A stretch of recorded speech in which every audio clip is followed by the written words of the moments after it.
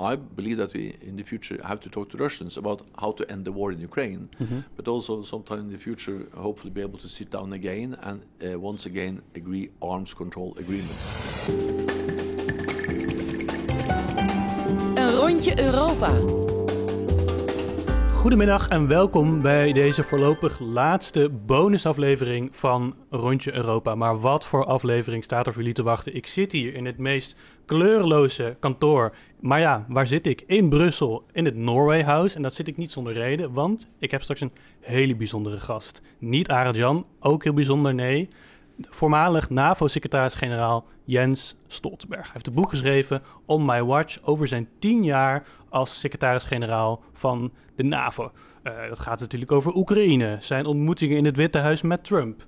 Dat gaat natuurlijk over zijn ontmoetingen die hij ook met Poetin had. Hoe moet Europa zich verhouden tot en met Rusland? Nou, alles hieraan komt aan bod. Het is wel in het Engels. Mijn Noors is een beetje roestig helaas. Maar ik denk dat jullie dat prima kunnen. Ga er rustig voor zitten, pak een kopje koffie en luister naar het gesprek met Jens Stoltenberg.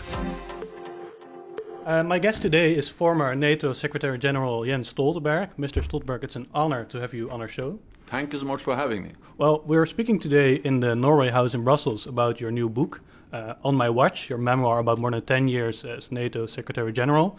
It has now also been translated into Dutch. And we've got a very active audience, a young audience, and they send in loads of questions, so I think it's important to dive right in. Because something I noticed quite early on in your book is that you often say you wanted to step out of the limelight, out of the stress of politics. Yeah. In a Financial Times interview you gave just after you quit, you said, after this, I'm going to do some more normal work. Yeah. So I think you understand my surprise that I saw now you're back into domestic politics. Yeah. You're a Minister of Finance. How did that happen? It happened in the way that the Prime Minister is an old friend and actually used to be the Foreign Minister in my government for almost 8 years, and then also my Chief of Staff. So for 10 years when I was Prime Minister, we worked very closely together. Yeah. And he is now the Prime Minister, and he came to my house and he asked me whether I would like to become the Minister of Finance. And you had no doubt? No, to be honest, I had doubts, and in particular my wife, she was not very enthusiastic about that. Yeah. But you know, I believe it's important to do public service. It's very meaningful, and I had all the plans, but then I just changed all plans, and now I'm back into Norwegian politics. And to be honest, that was in February, and the elections they were in September, and the opinion polls for my party was not very good. No. But then we won the elections. Yeah, and international press talked about the Stoltenberg effect. At least I hope that I helped to win the elections, and therefore we continue in government. Yeah. And I. It's a paradox because I'm now back in the same job. I had 29 years ago. I was Minister of Finance in Norway before I became Prime Minister, and that was in 1996. But it's okay, fine. Yeah, but you also had the time while being Minister of Finance to write this book. As you might know, my generation is quite focused on a healthy work-life balance. Do you have any advice on how to manage that? Yeah, no. It is to make sure that you don't work too much, and I am quite good at trying to find some free time in the weekends. Your wife might disagree, I think. Yeah, no, yes, I work a lot, but at least put it another way. At least when you have free, try to not always look at the emails and the cell phone and never be able to have free time. And I think for me the key is that I spend some time in the Norwegian forest and in Norwegian mountains, and then I at least turn off the mobile phone, and I only watch it when I come to have a rest or something. But I don't look at it all the time. All right, I'm writing this down: Norwegian forests, and then everything will be all right. That helps a lot. All right. So in On My Watch, you're quite open about your youth. Your father was also a politician, a former Minister of Defense, Minister of Foreign Affairs.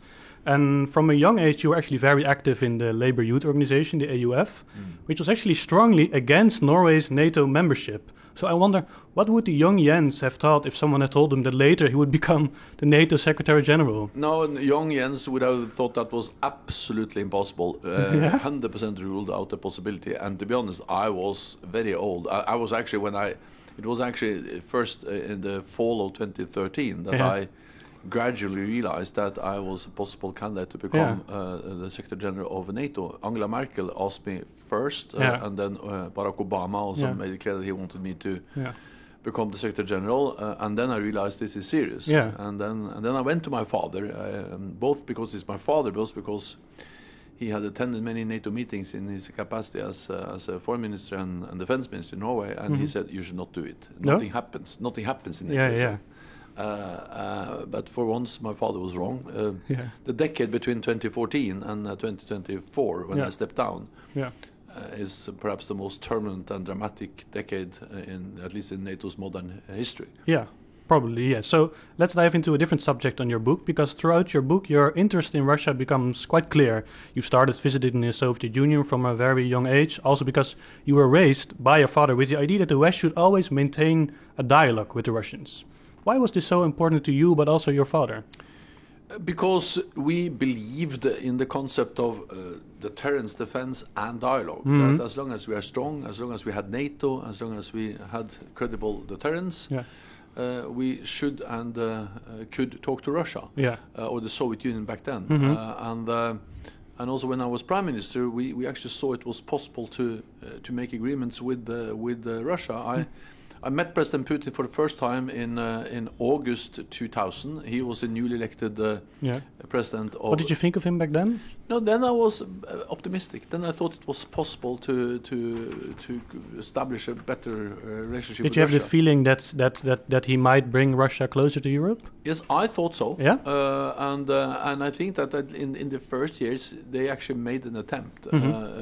But then they saw that if they opened up and allowed free speech, freedom, more democratic rights in Russia, it would undermine their own power base. And then they had to choose between opening up and stay in power. And then they decided to stay in power. And since then, Russia has become more and more authoritarian and also more aggressive. Yeah.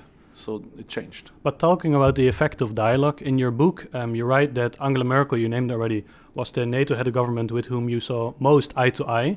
She went actually much further than dialogue, right? Germany kept trading with Russia, like the Netherlands, importing large amounts of gas and oil, pursued Nord Stream 2. In hindsight, was that term Wandel durch Handel somewhat naive? To be honest, I was also part of that thinking, because I thought that more trade with Russia would open up the Russian society. It proved to be wrong. Yeah, because this continued after the annexation of Crimea, after the invasion of Georgia, after the downing of Malaysian Airlines. Like, it couldn't have come as much as a surprise, right? No, but you can discuss when we should have realized it. But and of course, at some NATO also started to be very critical on for instance, dependence on Russian gas, because what we saw until the full-scale invasion of Ukraine in 2022, most European countries meant that buying gas from Russia was a commercial issue. It was nothing politicians should meddle into or have any opinion about. But other allies, especially the United States, stated clearly that to buy gas from Russia makes us vulnerable. It's a political issue. And they were right. Russia used gas as a means, a tool to coerce us, to prevent us from supporting Ukraine. So was this something you pressed heads of government like Germany and maybe the Netherlands on this? Or? No, I will not take any credit for that, because I have to admit that I also for many years actually believed in trade as a way to reduce the risk of conflict. But some allies were very strong on that message, and I think now all NATO allies have seen that. Trade in a world of more conflicts is a political issue. Hungary as well, you think? No, there are differences, but at least allies have agreed on sanctions on Russia, and I think also to some degree many countries in the West also realizes that we need to trade with China, but we should not repeat the same mistakes with China as we did with Russia, being too dependent on Russian gas. We should not be too dependent on rare earth minerals. We are, right? I mean, China controls basically all of the rare earth minerals in the world. And therefore we need to develop our own resources. I don't think we should stop trading with China, but I think we need to take into account the potential security risks of being too dependent on China. All right. So let's jump to early 2021 when Russia began the military buildup near Ukraine's border. It held exercises with Belarus. That's, of course, when rumors of a large-scale invasion started circulating.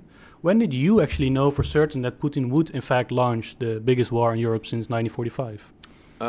We knew with certainty the fall of 2021. We saw very strong military build-up that spring, but then it was not clear what the intention was. In military intelligence, we have two kind of dimensions. One is capacity. We saw that Russia had the capacity to invade Ukraine, but we were not aware of whether they had the intention. Then in the fall of 21, we got very precise information that the plan was to invade. What was that information? That was intelligence. And then the United States and NATO, we did something we rarely do, and that is that we made the intelligence public. So we actually shared with the broader public that we have precise information that Russia is not only having the capacity, but actually the intention is to invade Ukraine in the winter of 2022. Yeah, but what could that information look like? Like, intention is really hard to quantify, right? Like, but I think intelligence is very confidential and secret. So it's not, I cannot go into the details of how we obtained that kind of information. But the US had very precise information, and we shared it with our. With the broader public to increase awareness, but we also worked with Russia. Also, meaning we had a meeting on the NATO-Russia Council, for instance, as late as February 2022, to actually January 2022, to try to prevent them from invading. And of course, one thing is to have a plan with a clear goal of invading Ukraine, but the plan can always be changed. So until the battle tanks were rolling and the soldiers were marching and the planes were flying, of course, Putin could change the plan to invade. You felt you might have had the possibility to change the plans? We made an effort, a strong diplomatic effort.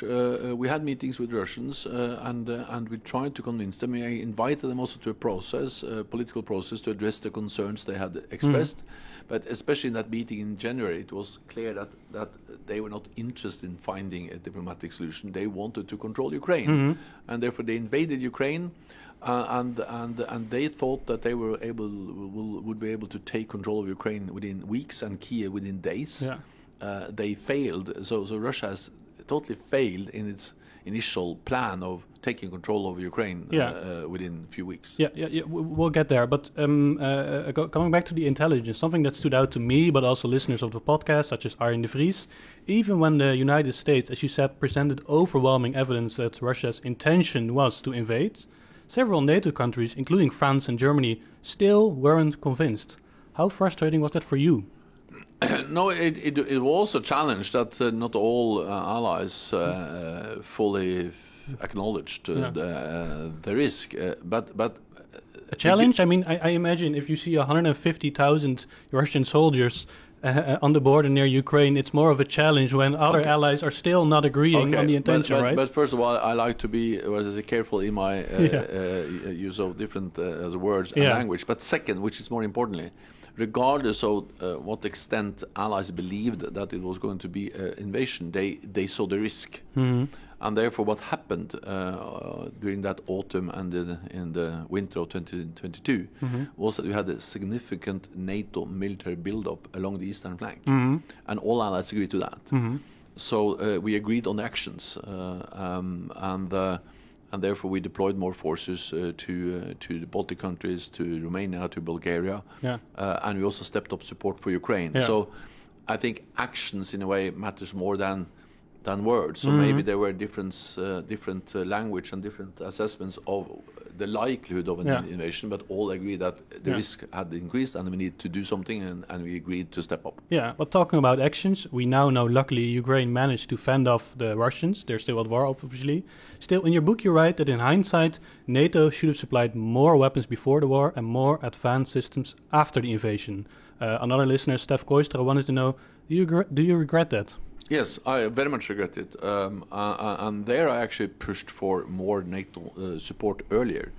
And especially in that window between the annexation of Crimea in 2014 and the full-scale invasion in 2022. in those years, most NATO allies were very reluctant to provide military support to Ukraine because they were afraid that could provoke Russia to invade. Yeah. We didn't support Ukraine, and Russia invaded. And had we provided Ukraine with more support earlier, then at least Ukraine would have been in a much better position to defend themselves. You think Putin might have not invaded then? And that's, of course, a possibility, that if Ukraine had been strong enough, if we had armed them and trained them and equipped them sufficiently over these 8 years, I don't think we could have changed Putin's mind. His ambition is to control Ukraine, but we could have changed its calculus, that he would have realized that the price he had to pay for taking control of Ukraine was too high. So more arms to Ukraine could have prevented the full-scale war we now see. So looking ahead, talks about ending the war have picked up in recent months. Do you think Ukraine will inevitably have to cede territory? Well, it's only for Ukraine to decide, and these are painful decisions that only the country which is directly affected can make. But Zelensky himself has opened the door for that somewhat. But then I think we need to distinguish. Zelensky has been clear that he can accept a ceasefire and also a ceasefire along the current contact line, and he has stated that he's ready to talk to President Putin. But a ceasefire line doesn't mean that you accept that all the territory east of that belongs to Russia. You had East and West Germany. West Germany never recognized that Germany was divided, but of course they respected in a way the border between the two parts of Germany. Right. So let's move on to something completely different, your relationship with President Trump. Because in your book you write, I heard that Trump was truly good terms with only two foreign leaders, Israeli Prime Minister Benjamin Netanyahu and me. It's on such occasions that I can start to wonder what on earth has become of my life. How would you describe your relation with President Trump? No, I had a good working relationship with him, and of course I am a European social democrat. He is an American Republican, conservative Republican, and of course we disagree on many issues, and we discussed issues like climate change and trade, and we disagreed. But on the kind of main NATO issues, we actually agreed. On, for instance, the need for European allies to increase defense spending. We agreed. We also agreed that there were risks being too dependent on Russian gas. So I focused on those issues because that was my responsibility as Secretary General of NATO. And I also feel that Mark Rutte, which is now the Secretary General, is an excellent Secretary General. He focused on the same, that we need to keep this alliance together, need to keep North America and Europe together. And that was my task, as it is Mark Rutte's task today, and therefore we need to have a good working relationship with the U.S. president. Right, because I think it's the most important job, right? You write as well in your book that keeping the alliance together is the most important job as a NATO Secretary General. I do want to then, of course, I think you understand where I'm going. I wanted to ask you about the text messages that Mark Rutte has sent to Trump. We know now because Trump is quite active on social media, and he published it. He said, Donald, you've driven us to a really, really important moment for America and Europe and the world. You will achieve something no American president in decades could get done. All in capitals, really in Trump style, of course. I know you won't comment on his actions, but I do wonder, because you've said, were your messages to Trump in a similar tone? No, I didn't have the same kind of messages, but in a way, the core message is the same, and that is that we need to keep Europe and North America together, and it's important for the Secretary General of NATO to have a good working relationship with the President of the United States, and I'm absolutely confident that Mark Rutte, he has found his way of doing that, and to ensure that North America and Europe stands together, and I also welcome the fact that Mark Rutte also emphasizes something I think is important, that is to say that NATO is good for Europe, but NATO is also good for the United States. The United States has something in NATO that Russia and China doesn't have at all, and that is more than 30 friends and allies, and that makes the United States stronger and safer. So, talking about the summit in The Hague, a new benchmark for defense spending has been agreed there, 3.5% of the GDP of every NATO country. Are you as happy as a finance minister about this new benchmark as you were as you would be as NATO Secretary General? Yes, I am, because also Minister of Finance need to realize that without security, nothing else will work. Then, of course, I remember saying as Secretary General of NATO many times that I regret that we have to spend more on defense. Every billion spent on defense. Is $1 billion less for healthcare, education, or you have to increase taxes. So it has a cost, but when we reduced defense spending, when the tensions went down after the Cold War, we need to be able to increase defense spending when tensions are going up with a full-scale war in Europe. So therefore, we don't have any choice. We just have to allocate more for defense, and that's exactly what European allies now are doing. All right, so finally, back to your younger years when you had similar fears, right? Many young people now worry that higher defense spending will actually trigger a new arms race. There have even been signs that both the US and Russia are contemplating a return to nuclear testing. What would your message be to those people? That we have proven before that through being strong, having strong collective defense, credible deterrence, that we can overcome threats and then actually move into a period where we are able to also talk to Russians. I believe that we in the future have to talk to Russians about how to end the war in Ukraine, but also sometime in the future hopefully be able to sit down again and once again agree arms control agreements.